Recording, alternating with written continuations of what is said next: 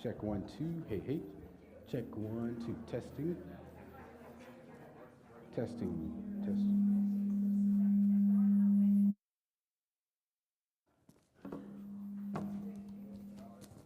1 2. Check. Hey, hey. Hey, hey. Check 1 2. Testing. You okay? Good morning, everyone. Good morning. So glad that you. Oh, I'm too excited. Let me step to the side. Reverend Daniel, thank you for being here, joining us again. We loved it when you were with us last year and are grateful for your returning. Daniel is the associate chaplain at the college, and he's also director of the Davidson Forum. And this morning he's going to talk to us about, and this is a personal title for today, Come With Me for the Journey is Long. So we welcome Daniel, and thank you for being here on such a cold morning. Thank you so much. I appreciate the invitation to return. The title is Come With Me for the Journey is Long, a spiritual autobiography. A spiritual autobiography. And hopefully if you return next week, it'll be part 2. And I want to invite each of you to participate in what I'm going to share today as a model. Bring something that's tangible, that will mark part of your spiritual journey, okay?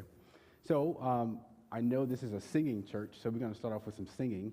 So I hope you've warmed up well. But this song is from South Africa, and when I thought about this song, I wasn't thinking that in about 40 days, I am co-leading a trip to South Africa, and the title of that trip is A Justice Journey to South Africa. So I imagine that God has been working with me behind the scenes as I explore journeys, a spiritual autobiography. So I'm going to teach you a song, and you're going to sing with me. The lyrics are around, but you can catch on. It's really simple. And you may have already heard this song before. It goes, come with me for the journey is long. Come with me for the journey is long. Come with me for the journey is long. Come with me for the journey is... The second part says, the journey, the journey, the journey is long. The journey, the journey, the journey is long. The journey, the journey, the journey is long. The journey, the journey, the journey is long. That's pretty easy, right? Y'all catch on very quickly. Now, I have a table full of instruments, as you saw, and it's not a display. This is like for participation. And I heard a lot of people playing the instruments earlier, touching things they're not supposed to before the teacher says touch it. But I'm going to invite some helping hands to pass out some instruments on that back table to those who would like to participate. I want to let's accompany ourselves with some instruments. Not everyone move at once. Okay, I'll move. I'll help. I get the hint. Like once you're down, you're down. So just kind of raise your hand, and I'll just pass out who would like to. Okay, there we go. Thank you. And I know you have coffee too, so that's okay. Oh, I see a hand there. See a hand there. Thank you. Thank you. Thank you. Anybody else? There you go. Oh, you have a choice? All right. Don't be shy. Come on. I saw a hand over here. Thank you. All right, now let's sing this song again, the DCPC way, right? With instruments, the DCP. I don't know what that means. I may not say that. Come with me for the journey is long. Come with me for the journey is long. Come with me for the journey is long. Come with me for the journey is long. Because the journey is long. The journey is long. The journey is long. The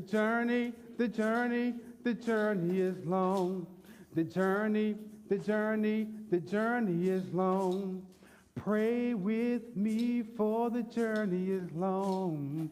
Pray with me for the journey is long. Pray with me for the journey is long. Pray with me, for the journey is long, because the journey is long. The journey is long. The journey is long. The journey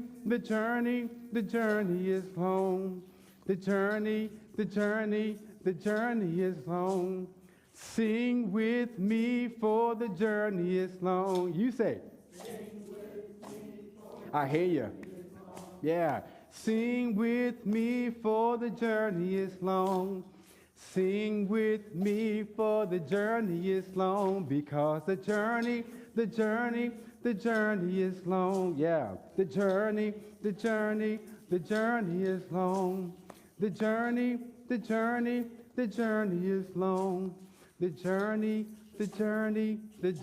is long. Amen. Amen. I'm going to encourage you to put your instruments down while class is going on. I'm just going to go ahead. I had a PowerPoint prepared, but we can go ahead. No worries. So I want to start off with scripture.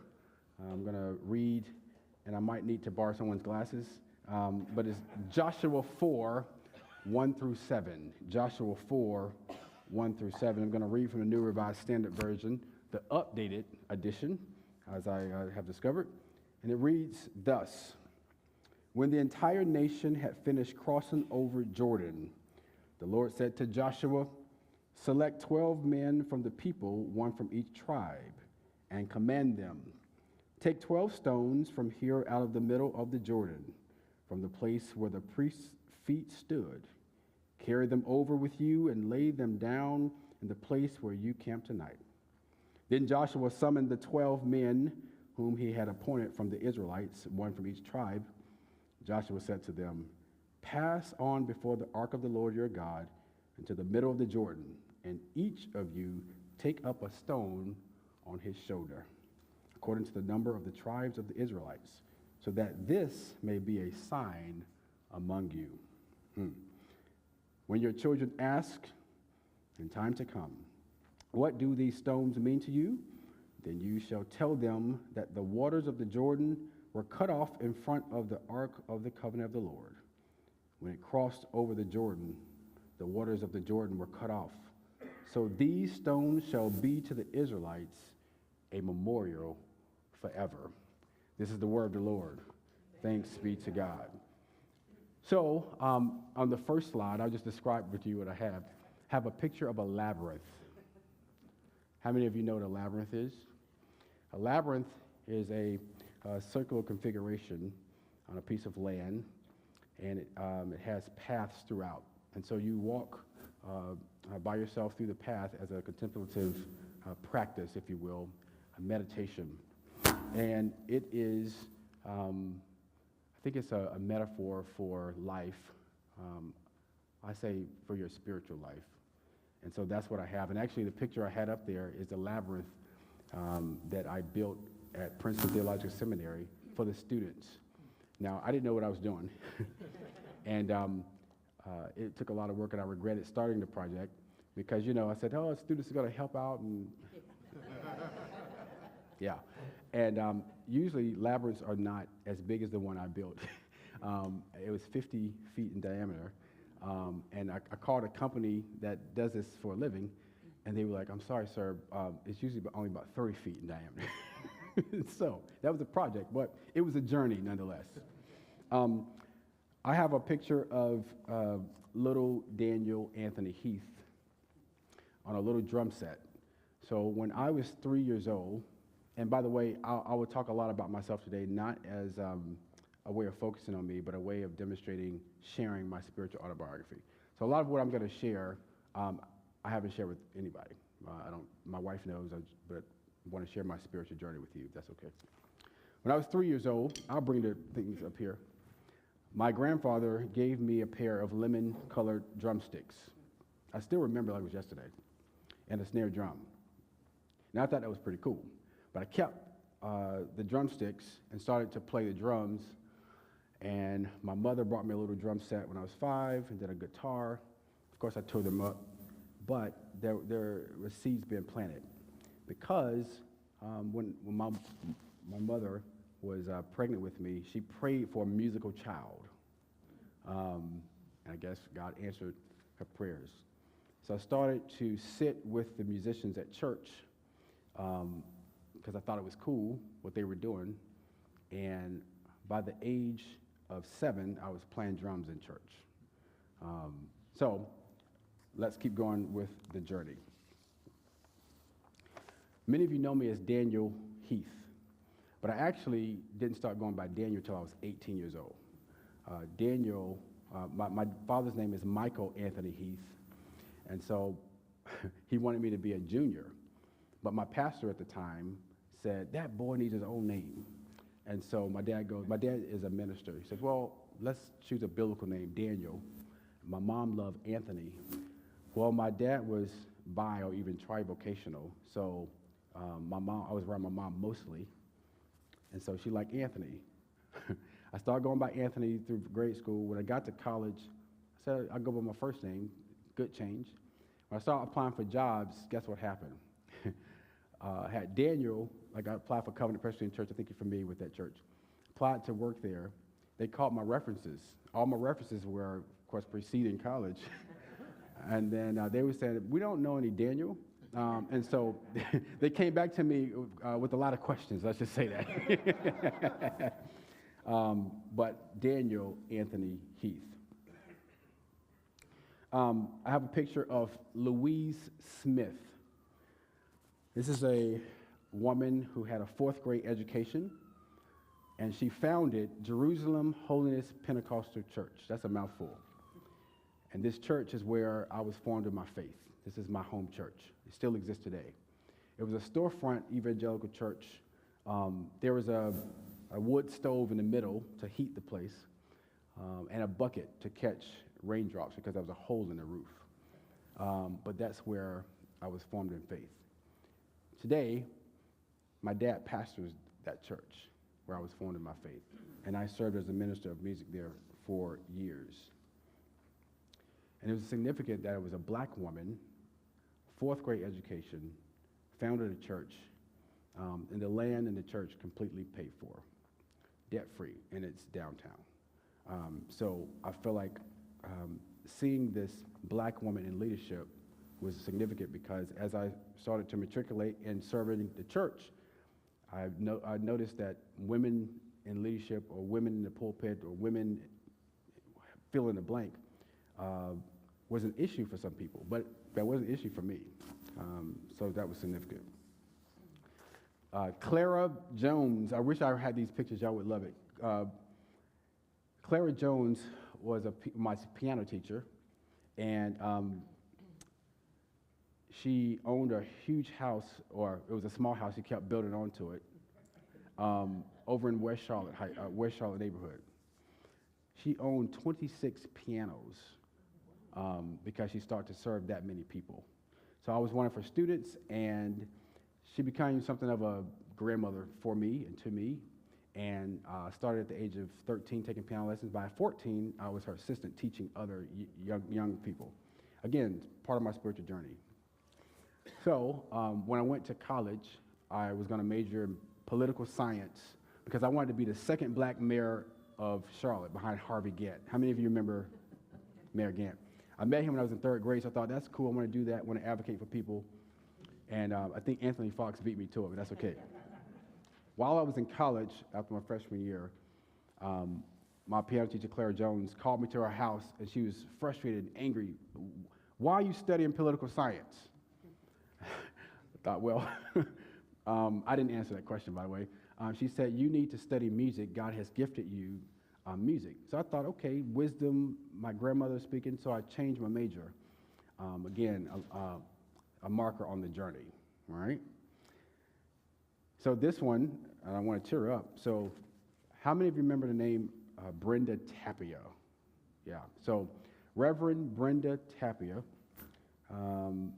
is a native of Davidson Township, helped to integrate North Make High School, and was hired by John Kirkendall, President John Kirkendall, to help out at the college through a variety of ways, one being assistant chaplain. another way of the multicultural affairs, and through those efforts, started the Love of Learning program. Now, Love of Learning was a program so let me back up. Reverend Tappy grew up and noticed something at the college. There were faculty members who didn't look like her. So she was curious and thought, being what year it was, we probably should have black faculty members. It would be helpful to recruit and to educate different perspectives. So she started this program with the purposes of having a pool of black candidates for faculty. That was the purpose. Many people don't know that. So I was one of the students in the Love of Learning program. It was fantastic. We would stay in Richardson Hall. Is it called Richardson Hall, I think? Stay on campus in the summertime. And then I ended up coming back to that program to teach. But that's significant because, think about it. So I met Reverend Tappy when I was 14. My role now is functionally the role that she had, all right? So come with me for the journey is long. While in Love of Learning, another Presbyterian minister and Davidson alum was very formative in my spiritual journey. John Cook, forgot what year he graduated, but he did a program called Quest West, where he would take students on a journey, okay, across the United States, up California, and then back across. 3-week camping trip. Now, I had never been anywhere. I signed up, we went on this trip, and just a van and tents, that's all we used. Went on this trip, and we got to the Grand Canyon. We hiked the Grand Canyon, and I thought, wow, God is really big, right? If you've ever taken a cruise or been to the Grand Canyon or seen something that's massive, like God, like no one could have done this. This was not formed by human hands. So that's when I start to question some of my beliefs, and I just knew God is great. That's what kept coming to me. Then I had a fork in the road. I was an athlete, if you can believe it. My family members do not believe that I was athletic. But I have newspaper clippings, and I have, no, seriously, like, I have these, and I'll just start passing around some of these things. These things have been in my drawer for like years. No worries, no worries, no worries. Technology is not our friend today. These are medals, like real AAU medals, like, right? And my family thinks I bought them at a pawn shop or something. But, so I was a pretty good athlete, all-state AAU. I ran Independence High School, ran for Charlotte Flights. And so Independence High School at the time was a pretty big football program. All-American, you know. Y'all remember Chris Leak, who, yeah. Well, his brother, CJ Leak, was All-American as well. And I was at school with him. The football coach recruited me to play football because I was really, really fast. But I was really small, so I said no thank you. So I stuck with track, and it was amazing. So I got an opportunity to run track in college. I got a scholarship offer to Florida State. But I chose not to take it because of this music desire, call, pull. So I was in the marching band. That's my big eye, that's my letter. It's in the marching band because, I'll start passing this around too, because I got the opportunity to be the second black drum major at Independence High School. I thought that was significant, all right? And now, I learned a lot. I learned country music, I learned lots of things, but that was my family, all right? Keep that in mind, diversity, all right? Keep that in mind. So I found out that music was my call, or vehicle for ministry, all right, to build community. And so I was all things music, the Patriot Singers, which is a choir, the orchestra, everything. Then I started a gospel choir when I was a freshman. And we went all over the state. We did lots of things. That was cool. All right. Went to college, Morehouse College in Atlanta, Georgia. We just celebrated one of our alums, Dr. King. That's where I went to school. And I was like the minister of music on campus. We have a huge chapel there. I hate the PowerPoint, it's not working. Y'all would have loved these pictures. And maybe it's good that you're not seeing some of the pictures. Maybe next week, here you go. So every Friday night, I would prepare for worship. So I'm a college student now. Every Friday night, I'm prepared for worship, choosing songs. This is God's way of keeping me from other things, probably. And then we'll have rehearsal on Saturday mornings. Then we'll have worship on Sunday morning. I did that for 3 years. Then since I still wanted to go to law school, I studied for the LSAT, get into Chapel Hill Law School, and I hated it. I absolutely hated it. But my pride said, I can't stop this because it's going to be embarrassing to stop this, right? I started, I had to finish. So I stayed in, and my saving grace was Kings Park International Church, and this is a big deal. Found this church to serve, and this church was the most diverse church, I stopped pastoring where I had ever attended. Sorry. So the worship team, the worship leader was a Korean woman. She's now a pastor in Seattle at Quest Church. The guy on the drums was from China, and I can go on and on and on. I thought, wow, I didn't know we could have this. Usually I experienced kind of these, a black church or a white church, bluntly, right?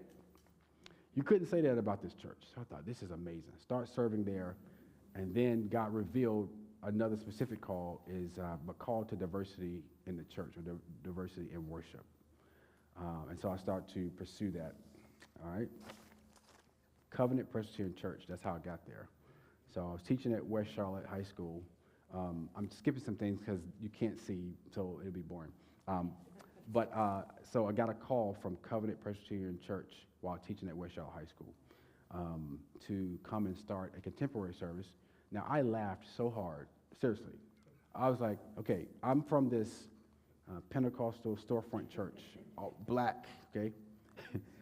And this $3.2 million budget church, white affluent, seriously, is calling me. I thought, well, you must be a mistake. You really want to call another Daniel. My name is Anthony,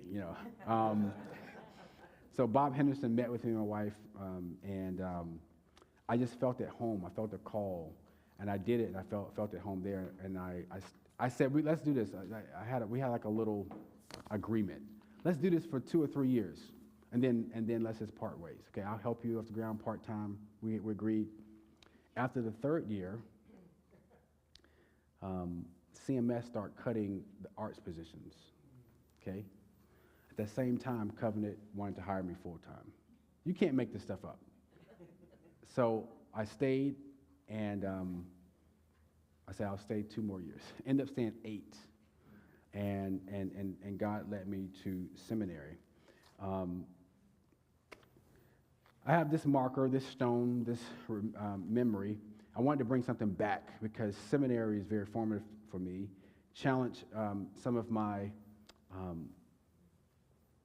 it challenged me, I'll say that, and really helped me to expand how God would call me to serve. I did not go to seminary to be ordained, but here I am. And so there's a marker. I wanted to be there for 3 years. I ended up staying for 5. Do you see this pattern? So I'm going to stop telling folks how long I'm going to stay places. So I'm at Davidson College, and that's it. All right? I'm not going to say how long I'm going to be there. Have you ever wanted to be in control of something? Like, how many of you ever want to be in control? Okay, you don't want to admit. Those of you who, with your spouse, just look straight ahead. Like, I'll say this. I was wanting to be in control of next steps in my marriage, and so the way that God allowed me to let go a little bit is through our firstborn. When you have a child or something happens unexpectedly, it increases your capacity to let go. So, funny story. My wife is the time. Yeah, thank you. She said, "Be nice." It is recording. The time is she's due.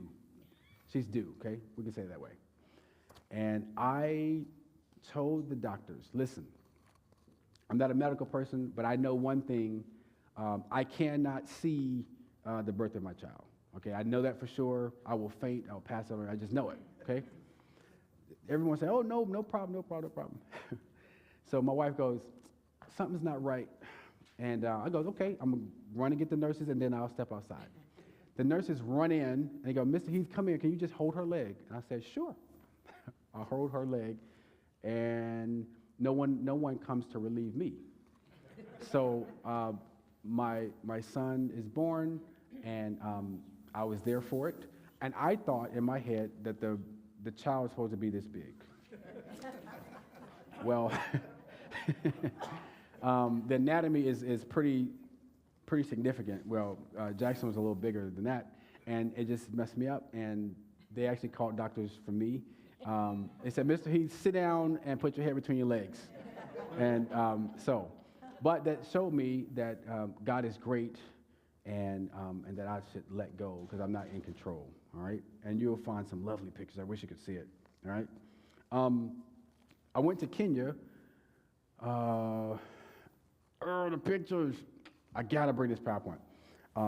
With Covenant Presbyterian Church, we went to Kenya to help to add on to a school, and I got there and got really attached to and with the community there. I had never been to Africa, but I would tell you this funny. So I'm at the airport. It's Covenant. Okay, so think about the demographics. All right. So I'm with them, and I step on to the land at Kenya, and people start to speak Swahili to me. Thought that's interesting. I just nodded. I did learn Jambo. That means hello. But through that spiritual journey, here's what I learned about myself.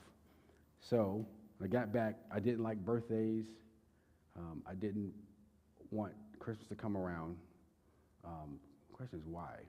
Well, I noticed the excess that we have in America, just the stuff. And I was just sad that in Kenya, specifically where we were, like, they were so happy just to get some flour and water for a meal.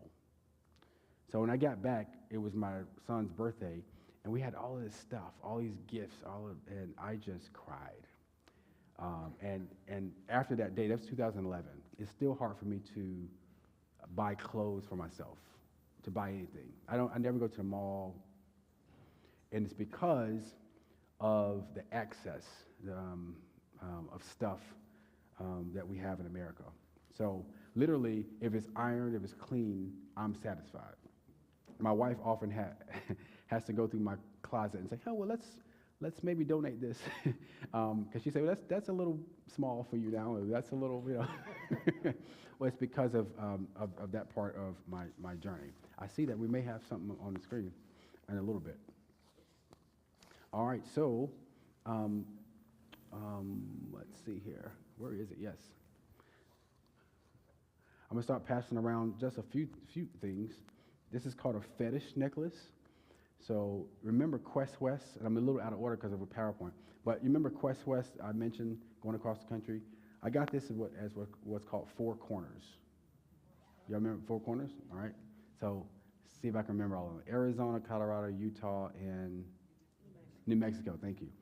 So it's a little reservation there called Four Corners, and I met a woman, and she had this fetish necklace. These are real stones that are carved into fetishes.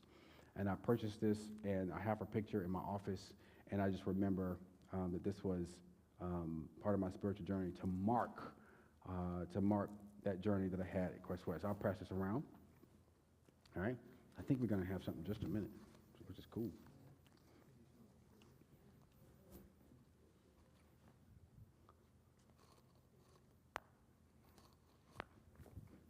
All right?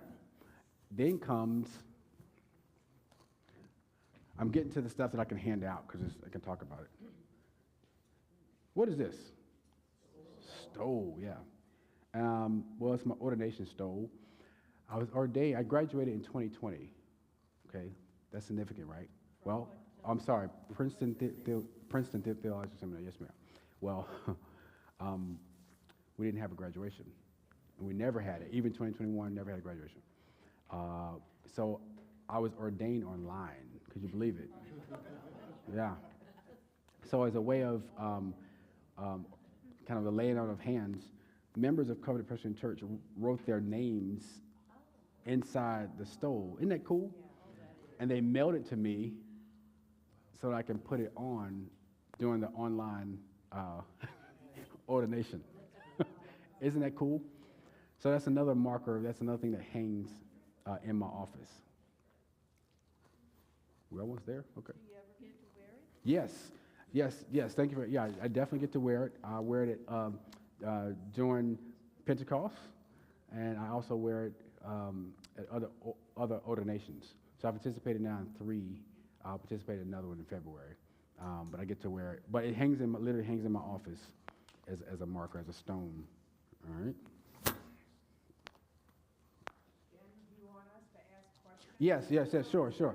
You can start. Yep. John, I don't know if this mic is on. It is? This one. So raise your hand if you have a question, and I'll bring the mic to you.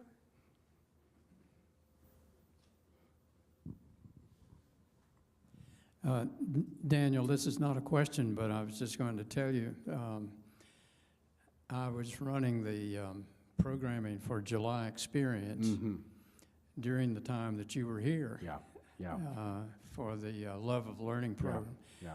I helped out with that program in its very beginnings, and the fruit that it has borne is remarkable. Thank you. Yeah. Thank you for your help in it all. And before we get to questions, I want to share one more thing that's significant. So Davidson, me coming to Davidson is a kind of a journey back home. I started doing some family tree work, if you will, and noticed something. I'm connected to Davidson College on both sides of my family, so hear me. On my dad's side, I discovered that there was a John Heath who was a janitor. Do you remember John? Okay, so that is a distant cousin on my father's side. Never knew it. On my mom's side, there was a laundry service at Davidson College for many years, and it was fabulous. And you remember Lula Bell and others. Well, there was a woman there, Hazeline Knox, and discovered that is a distant relative on my mother's side. So watch this. So I'm doing my family tree in my head. So my grandfather, Sidney Wilson, had a half-brother, Sammy Knox. Okay, my grandfather, all right, and his brother are half-brothers, Sammy Knox, Sidney Wilson. Okay, well then, so Sammy Wilson's wife, Sammy Knox's wife, Hazeline Knox, Hazeline was his wife, all right? Well, Hazeline was a worker over in the laundry, and my mom used to come up to Davidson and Cornelius to live with the Knoxes every summer. Never thinking about Davidson. When my sister went to Davidson, we never put it together. So when I came back, I just started doing some research. I'm like, wait a minute, didn't she say something about the Knoxes? So I'm just connected to Davidson College on my father's side and my mother's side. So the spiritual autobiography. Yes, microphone,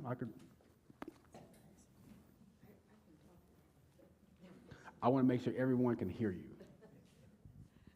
Can you tell us about your what you're doing at the college right now? Absolutely. Yeah, absolutely. Because I think it's really interesting. It's great.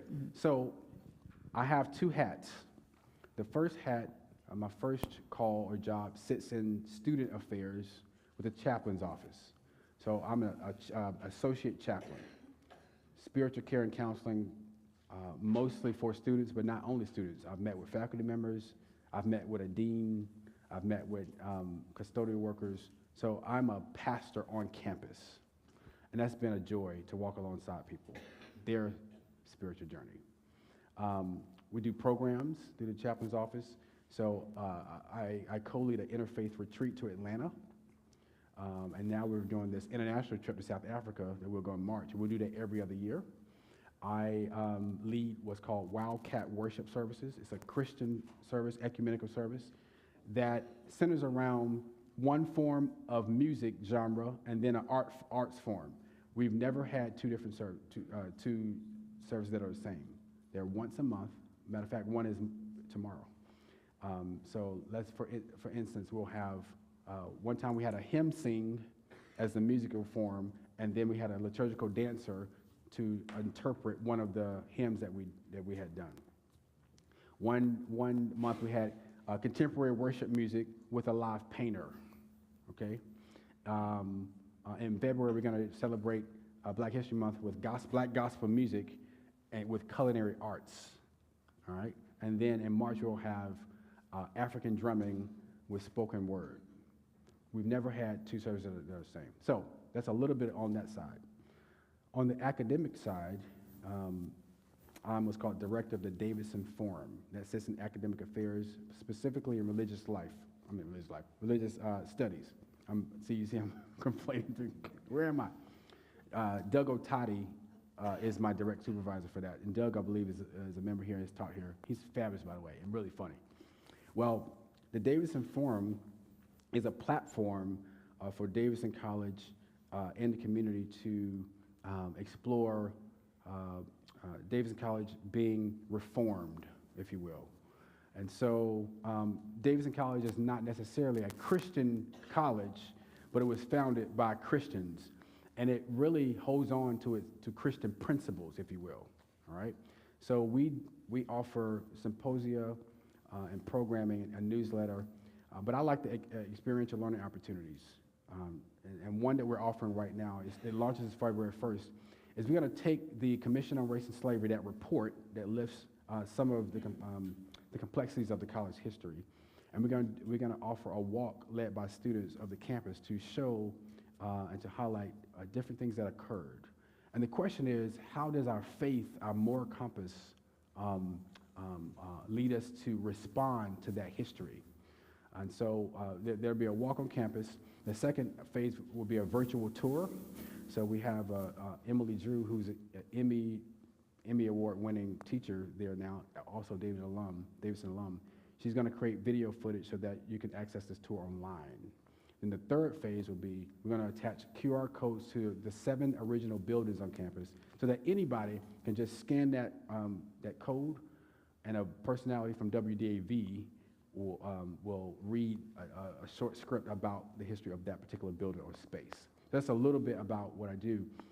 In academic affairs as well, I got the opportunity to teach. I'm teaching right now a course called Taking Religion to Court, and where we explore how religious freedoms in America were developed over 200 years using Supreme Court landmark cases.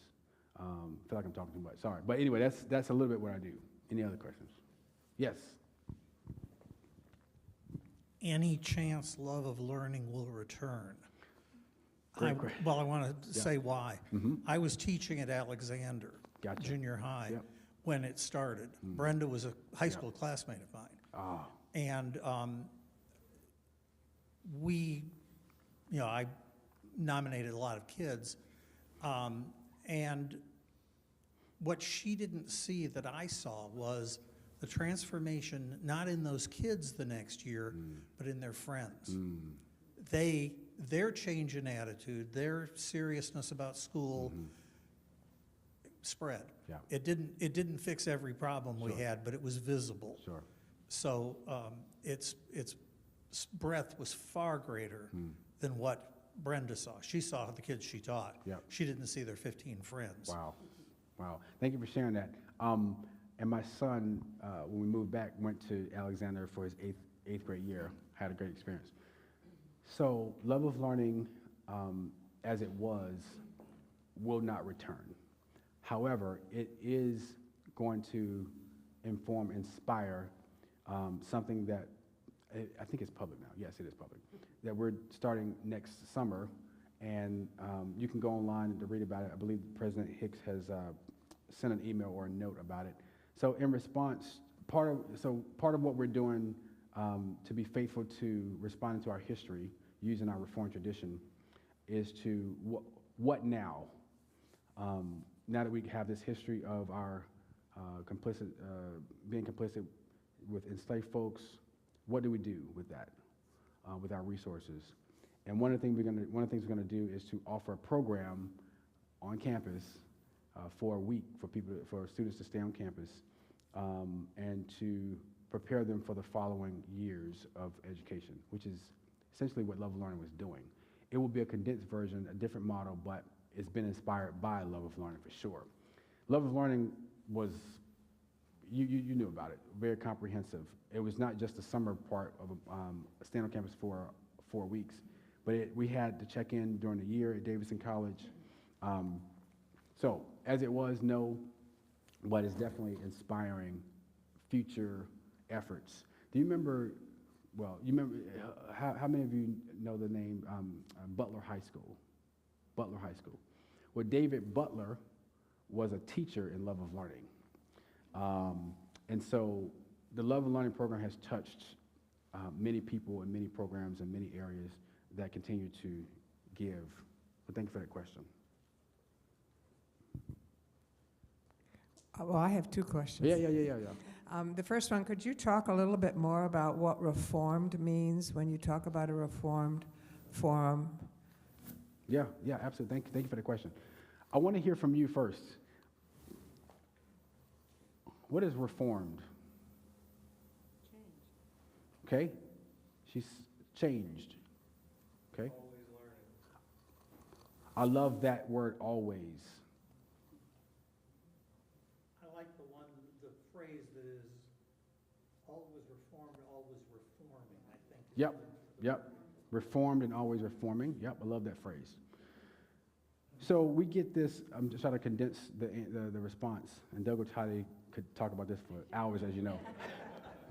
But the shortened understanding is that institutions and people are always evolving, right? We've never arrived to a point where we have it all. And so I'm trying to do the 6th grade response, because my wife was like, what are you talking about? So everything always evolves over time based on the information we have and based on the context, what's going on in life. And so the invitation is, once you come to a season of life, you have information, how does God expect or invite you to respond to that, all right?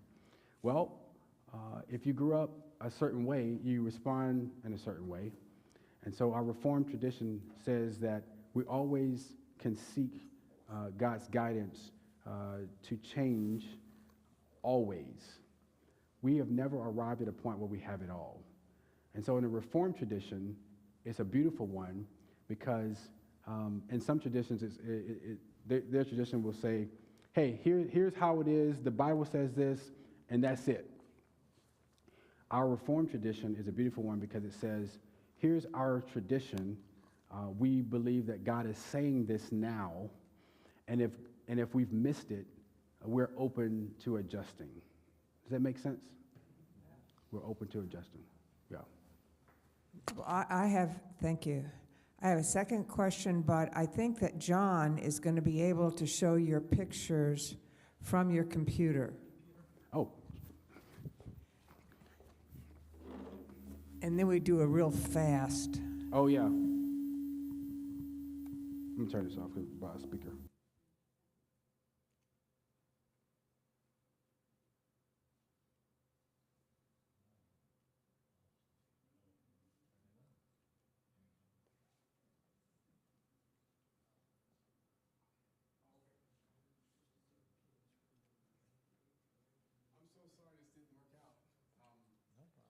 We love what you're doing.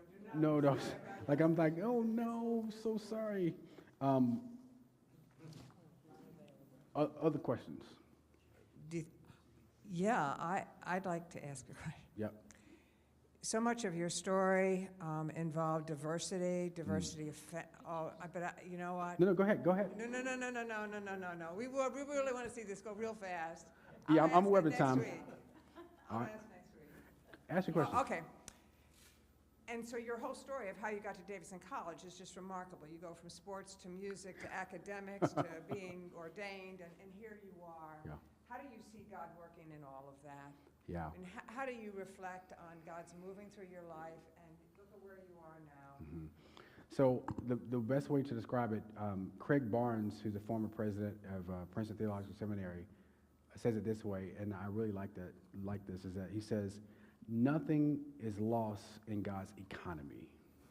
I'll say that again. Nothing is lost in God's economy. So that everything works for our good. I have another analogy of a chef putting a lot of things in a soup or a pot, and it all just working out. And so if you look at it in silo, each individual thing, you would think, man, that's kind of crazy. You could jump from this to that.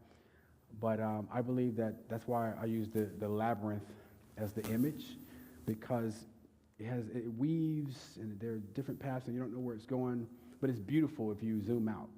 Yeah, nothing is lost in God's economy. So even though I'd gone to law school or done this thing, there was a point in my life where I lamented going to law school. I thought I wasted 3 years of my life, and I really meant that.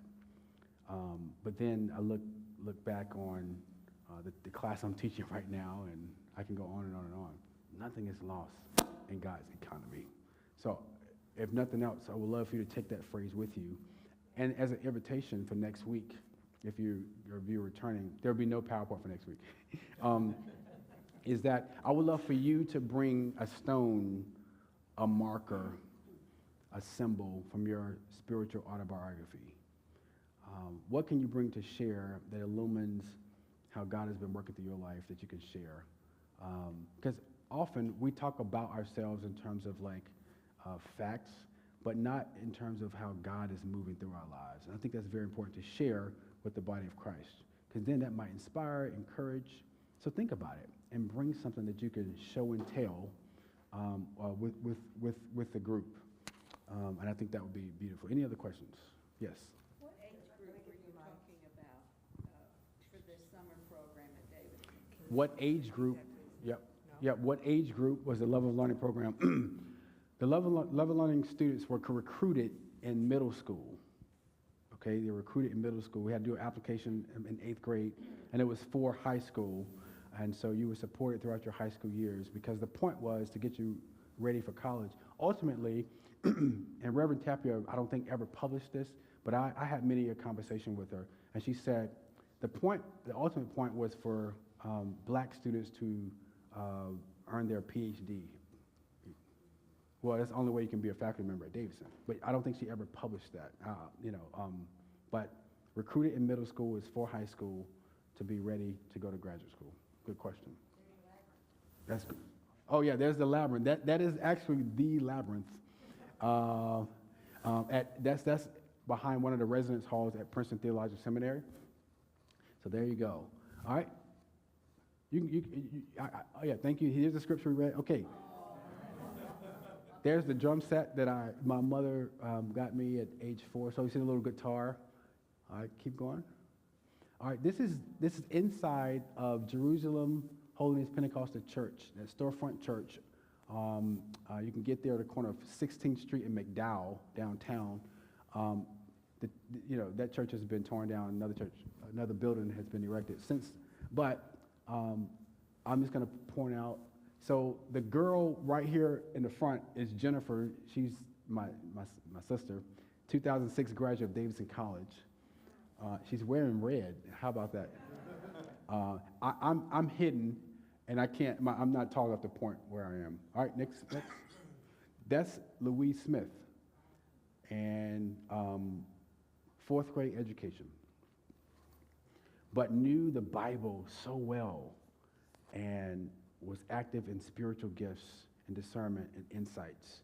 And this is how I was formed. Okay? Here's Clara Jones with her 26 pianos. And literally, if you Google her, you can read stories about her, see video footage. And to this day, I cannot fathom her not being around. That's, yes. What's her husband's name? Cedric? Cedric, yes. Yeah, he was at CMS. He was with Scootson. Yeah. Okay. Here and there. Here and there. There's Reverend Tapia. And the woman on the left side is Brittany, one of my sister's best friends. She's now Dr. Brittany Smith. All right. There's the Quest West crew. That was taken in the parking lot of Baker. before we left, John Cook is, I'm sorry, anyway. John Cook is on the left-hand side, and actually he preached at Caitlin's ordination service here, I believe.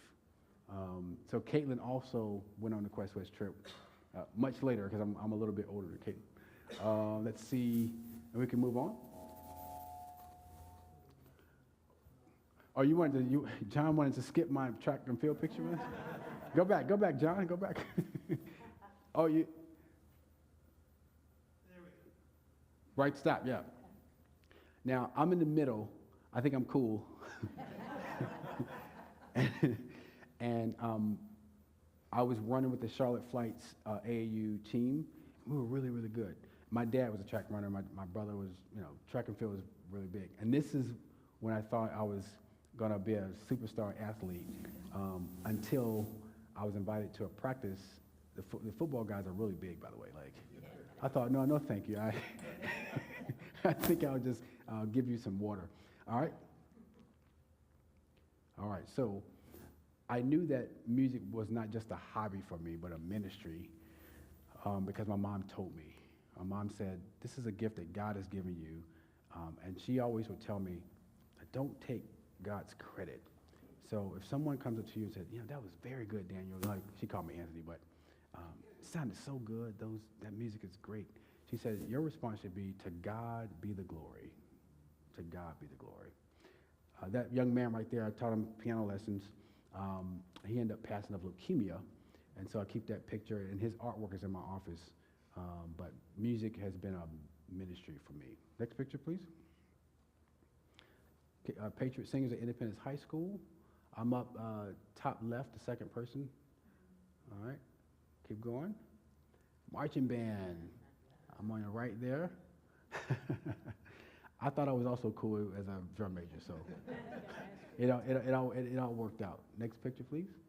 Morehouse College. That's in front of King Chapel. Keep going.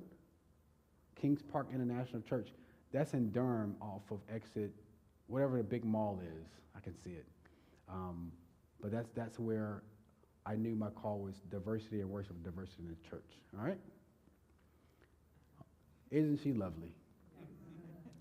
Katrina is significant because she pushed me to know that I didn't have to live life as my parents lived life, right? There's this subconscious pull to do it like we were raised. And that makes sense. So some things, sometimes you should, because it was wise, but some things are not healthy. So she really was a champion for me to learn how to seek God, into how we should raise our children. My wife is a Seventh-day Adventist member, and so at the beginning of our marriage, I was actually serving 3 churches at the same time.